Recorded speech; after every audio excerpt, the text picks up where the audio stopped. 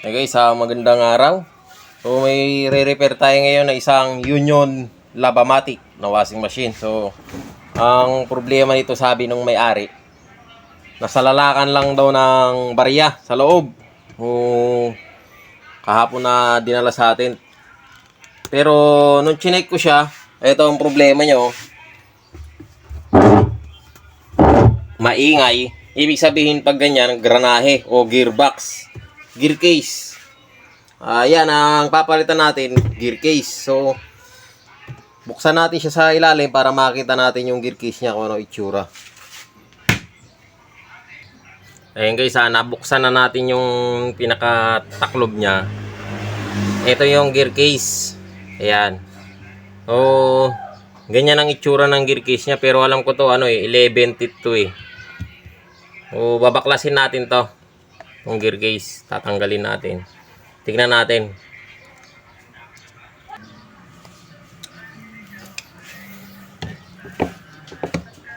Apat lang naman ang tornilyo nito. Ito yung mga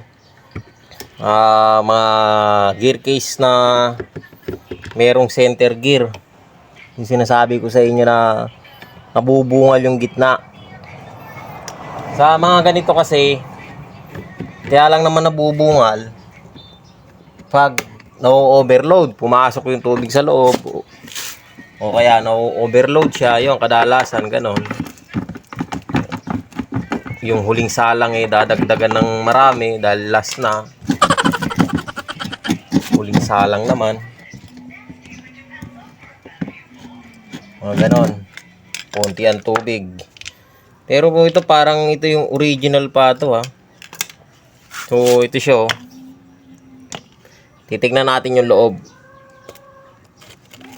Titignan natin kung ano itsura ng loob ng gear case.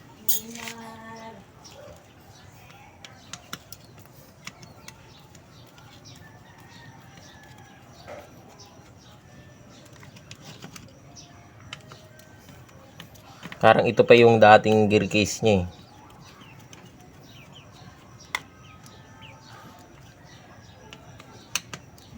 May pagkakulay blue. Maliliit ang center gear nito sa loob. Mga ganitong gear case. Tingnan natin. Parang pinasok na siya ng tubig. Tapos meron siyang ganyan na cover.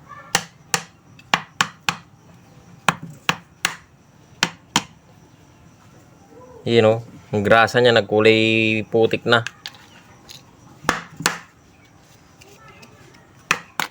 Yun. Ito yung niya ang dumi. Kulay putik talaga siya Yung grasa. Yung center gear niya maliit.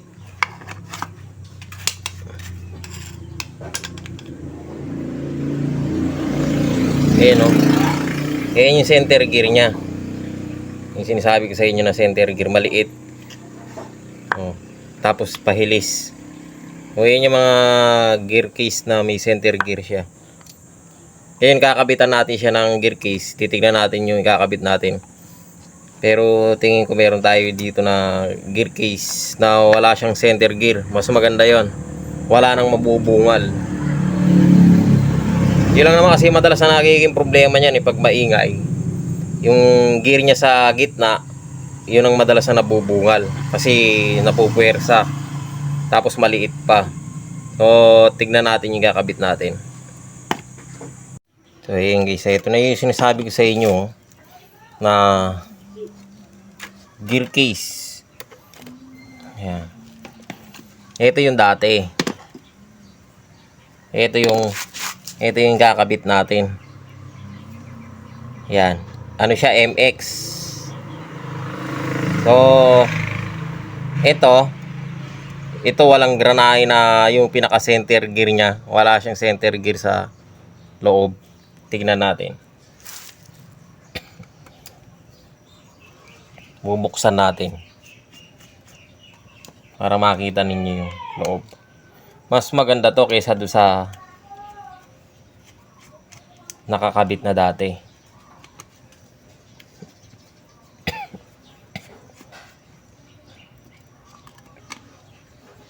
Kasi yung dati niya, may center gear yun. Daling nabubungal. Yan.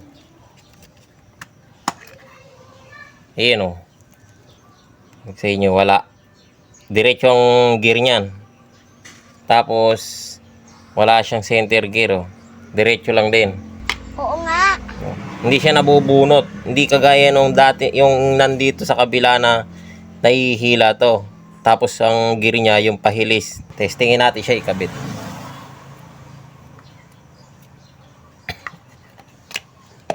Kaya lang ito, pag nagkabit ako nito,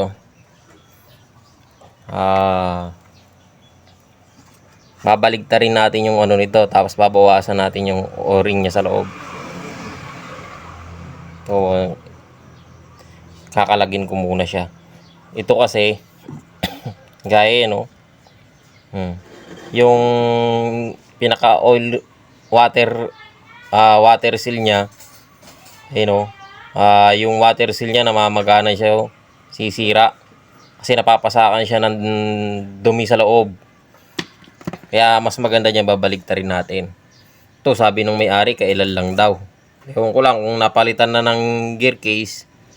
Pero palagay ko hindi pa eh. Kasi ganito yung mga original na gear case niyan. So ito, ayusin muna natin itong ano niya. Water seal niya rito.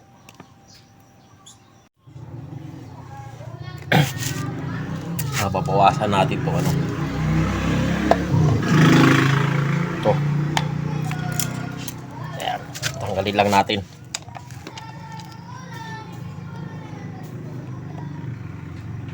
Tanggalin natin yung lock.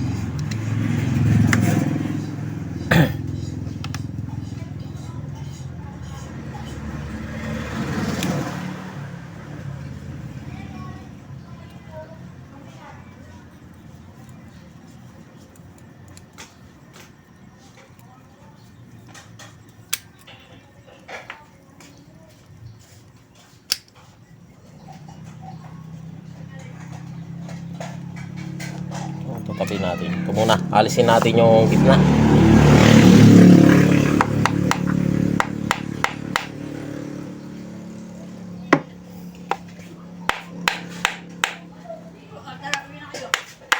Ayun. So, alisin natin itong water seal. Water seal. Alisin natin to pinaka o-ring niya. Ayan. Yung ano to, spring. Nakakalas yan. Eh no. Ipipihit nyo lang yan, matatanggal. Yung pinagdugtungan. Shhh, kayo mingay. Mga aso na to. Tahon ng tahon, nagbablog ako eh. Mingay. Tapos kuha ka ng nail cutter. Puputol tayo ng... huwag nyo nang titignan yung kuko kong maitim. Gago! Langis. Magrasa. So, puputol tayo ng konti. Ayan o. Ayan lang ang puputulin natin o. Baka mapasobra. Yun. Yun o. Maliit lang. So, maliit lang yung naputol. Nabawas. So, ngayon, dudugtong na natin siya. Ang pagdugtong niyan, ganun lang din. Kung paano nyo pinihit kanina, babalik nyo lang siya. Pihit nyo uli. Kaya lang, iikot nyo yan, pipihit nyo yung isa. Kasi babalik yan eh. So, dudugtong natin. Hindi yata nakikita. So, yun. Dudugtong lang ulit. Oh, ayaw madugtong. Psst! Kamingay! Hingingay mo ha?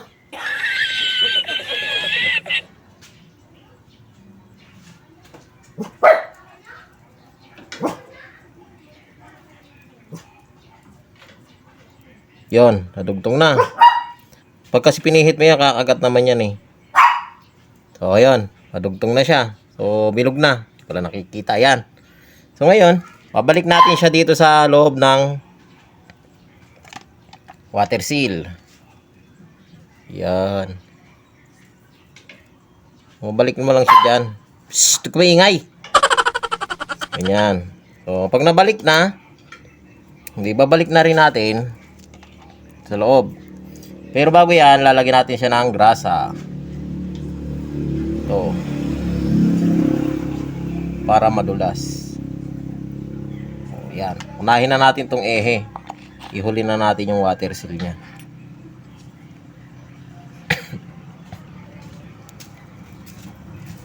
So, babalik lang natin.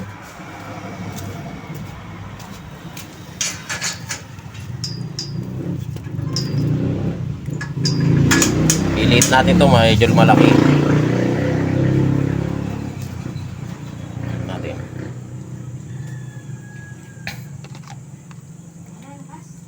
Balik natin siya dito.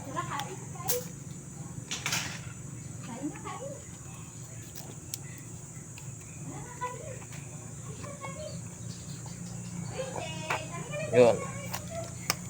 Parang natin siya ididiin. Ayaw ah.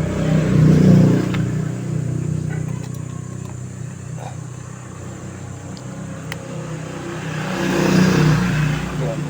Masok na. Hindi pa. Yun. O yan, okay na. Tapos, babalik na natin yung nakikita mo buti. Yan. Ibabalik na natin yung o-ring niya, ay yung water seal niya pabaliktad, pag ganyan. Imbis na patihaya, pataklob. Pero lalagyan natin siya ng grasa.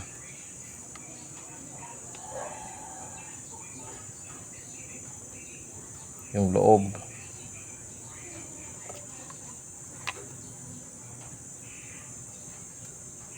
Ayun, para hindi siya masusugat.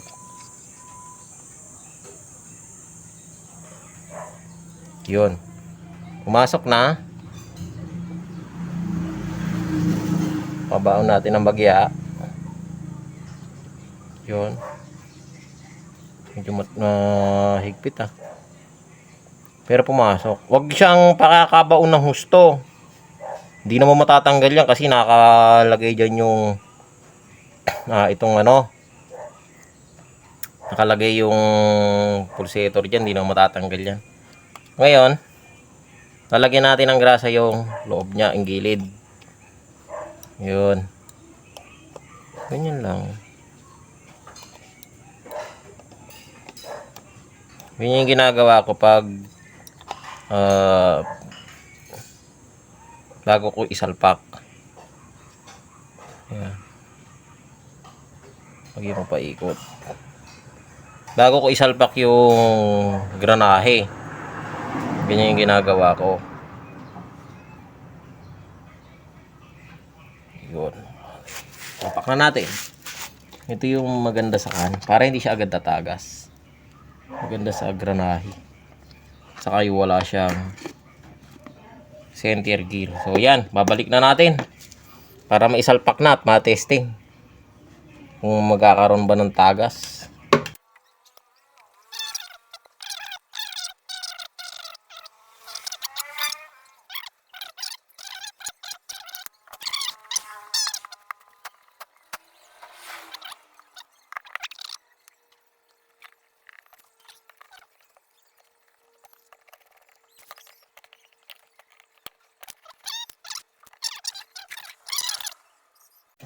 Okay, so guys, tinesting na natin siya, nilagyan natin siya ng tubig.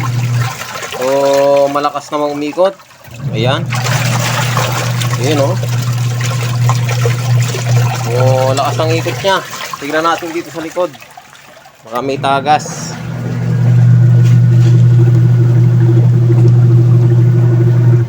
So, wala naman ako nakikitang tagas. Focus ang ating camera. So yan, wala namang tagas at talsik ng tubig. So ibig sabihin good siya.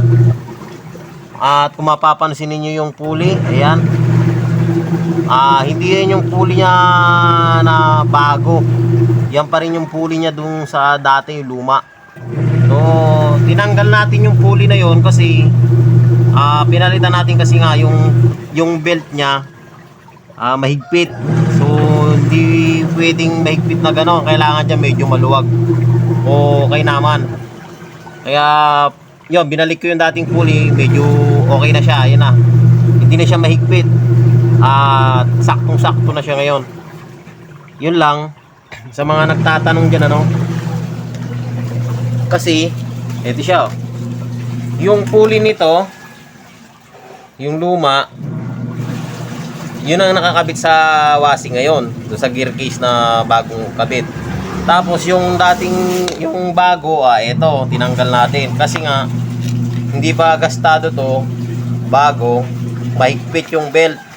So, papalitan ko sana siya ng belt. Ayun, ang daming pamalit, oh.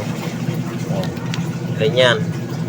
Walang kasukat na belt. So, alang available. Meron siyang kasukat, yung dati, kaya lang, ito yung kasukat niya. Kaya lang, sakto, parehas lang sila. So, hindi dapat sana medyo malaki. Medyo malaki ng konti. Kaya lang, wala alang kasukat. So, ngayon, ang ginawa natin, pinalit natin itong pulley. So, ngayon, sumakto siya. Okay na. At saktong-sakto lang. Sa mga nagtatanong dyan, ano, may mga, kasi meron ako mga panood na nag-vlog ng ganito. Hindi kasukat yung pulley nitong bago sa pulley nitong luma. Kasi ito, maliit yung ehe. Yan, o. So, pag kinuha mo yung nakakabit dito na pulley, ikakabit mo doon sa bago, yung bago, medyo malaki yung ehe, hindi papasok. So, ang paraan dyan, may diskarte tayo dyan. So, nagbawas tayo ng konti dito. Bagyang-bagya lang doon sa bago, kasi medyo malaki, eh. Hindi papasok yung ganito nung luma. So ngayon nagbawas tayo. Ayan, gumamit tayo ng grinder, cutting disc. Bagya lang, pinahagwingan lang natin ng konti. Hagod lang ng bagya. Bagyang-bagya lang. So ngayon pumasok. Ayun, oh. Ginagamit na siya ngayon. At malakas na, oh. Bright na bright ka talaga. Yun. So okay na. Ayun guys, sana nakatulong sa inyo yung video na to. At maraming salamat sa panonood.